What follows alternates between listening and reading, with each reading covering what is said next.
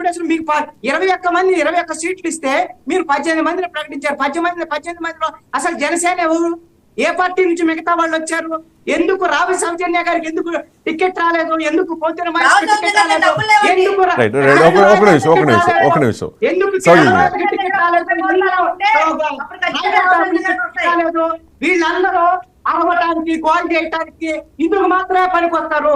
వీళ్ళు ఎన్నికల్లో పోటీ చేయడానికి పనికిరాదు, వీళ్ళకి అర్హత లేదు, వీళ్ళ కోర్టు లేవు, వీళ్ళు ఎన్నికల్లో గెలిచేటువంటి వాళ్ళు కాదు.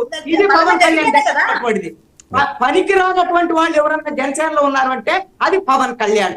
పవన్ కళ్యాణ్ ఫెయిల్యూర్ వల్ల ఈ రోజున జనసేన పార్టీ ఈ రోజున ఈ విధమైనటువంటి ఇబ్బందులు గురైంది. ఆ పదాలు వాడొద్దండి, యాక్షన్ రియాక్షన్ ఉంటుంది. మన సౌజన్య గారు మాట్లాడితే మళ్ళీ నేను కంట్రోల్ చేయలేదు. దయచేసి అంత పెద్ద మాట ఎందుకు, పనికిరాని పవన్ కళ్యాణ్ పవన్ కళ్యాణ్ నన్ను ఎవరు ప్రశ్నించొద్దు, నేను మొత్తం మిమ్మల్ని కూడా మీరు ఎట్టి పరిస్థితుల్లో కూడా బహిష్కరిస్తాను, ఒప్పుకునేది లేదు. ఇవన్నీ మాట్లాడుతుంటే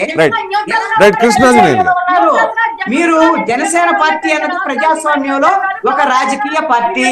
నేను అనలిస్ట్ అయినా సరే తప్పులు చేస్తే తప్పులుగానే చెప్తాను, తెలుగుదేశం చేస్తే తెలుగుదేశం తప్పులు చెప్పాను, వైఎస్ఆర్ కాంగ్రెస్ పార్టీ ఖచ్చితంగా వైఎస్ఆర్ కాంగ్రెస్ పార్టీ తప్పు అంటాను.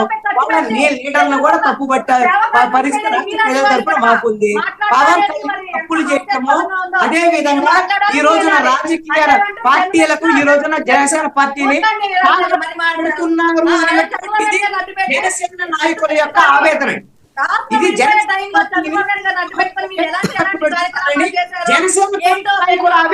సౌజన్య గారు క్రాస్ టాక్ వద్దండి, క్రాస్ టాక్ వద్దండి. ఇది కృష్ణాంజనేయులు గారి టైం కదా, మీకే ఎక్కువ సమయం ఇచ్చాను. ఆయన మాట్లాడండి. నో మీకు ఏదైనా అబ్జెక్షన్ ఉంటే మీరు తర్వాత కౌంటర్ ఇవ్వండి, నేను అలౌ చేస్తాను మిమ్మల్ని. రైట్ ఇప్పుడు అందరికీ వచ్చే డౌట్ ఒకటే, గాయత్రి మంత్రం 24, ఆ తర్వాత ఒక నిమిషం కృష్ణాంజనేయులు గారు, నేను అవసరమైతే ఎక్స్టెండ్ చేస్తాను, వెయిట్ చేయండి ఒక్క నిమిషం.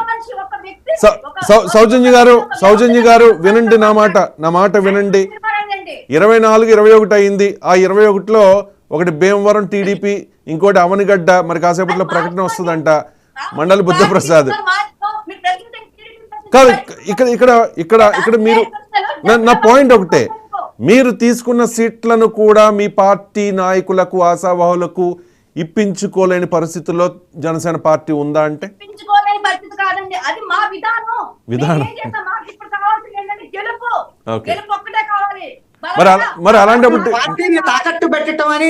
ఉండండి ఒక్క నిమిషం కృష్ణాంజనేయులు గారు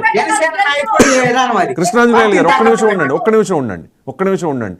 అలాంటప్పుడు మరి ఇప్పుడు కూటమి గెలుపు అంటూ ఉన్నారు, అలాంటప్పుడు మరి తెలుగుదేశం పార్టీకి ఇచ్చేయచ్చు కదా అన్ని సీట్లుని, వాళ్ళని ఇబ్బంది పెట్టడం ఎందుకు? అక్కడక్కడ అసంతృప్తి ఉంది, వర్మ కూడా అసంతృప్తిగానే ఉన్నాడు కదా పిఠాపురంలో.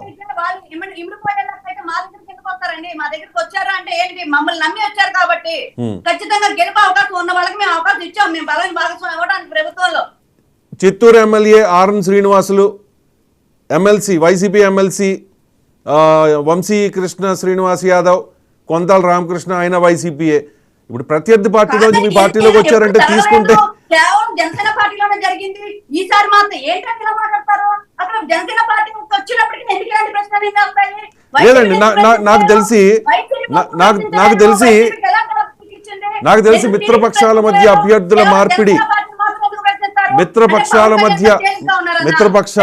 అభ్యర్థుల మార్పిడి నాకు తెలిసి ఆంధ్రప్రదేశ్, తెలంగాణలో, ఈ తెలుగు రాష్ట్రాల్లో ఇదే ఫస్ట్ టైం నేను చూడడం, యాజ్ పర్ మై నాలెడ్జ్. ఏడం జరిగిందా? మిత్రపక్షాల మధ్య అభ్యర్థుల మార్పిడి ఇదే ఫస్ట్ టైం. మిత్రపక్షాల మధ్య అభ్యర్థుల మార్పిడి కాదండి. అక్కడ మీరు గమనించాల్సింది ఏంటి అంటే, ఏదైతే మేము తీసుకున్న సీట్లు ఏదైతే ఉన్నాయో వాళ్ళు విధానాలు కాకుండా పవన్ కళ్యాణ్ గారి మీద అభిమానంతో వచ్చిన వాళ్ళకి ఖచ్చితంగా గెలుపు అవకాశం 99.9% ఉన్న వాళ్ళకి మాత్రమే ఈసారి వెతికి మరి పవన్ కళ్యాణ్ గారు సీట్లు ఇవ్వడం జరిగింది. దానికి అదేంటంటే అది మా పార్టీ వ్యూహం. మా పార్టీ ఎలా వెళ్ళాలనుకుంటుంది, ఎలా బలంగా ప్రభుత్వంలోకి వెళ్ళాలనుకుంటుంది, రేపటి రోజున ఎలా ఎదగాలనుకుంటుంది, ఇవన్నీ మాకు సంస్థాగతంగా నిర్మాణం చేసుకోవడానికి మాకు ఒక ఆలోచన అది. దాన్ని మీరు ఎలా కాకుంటారు?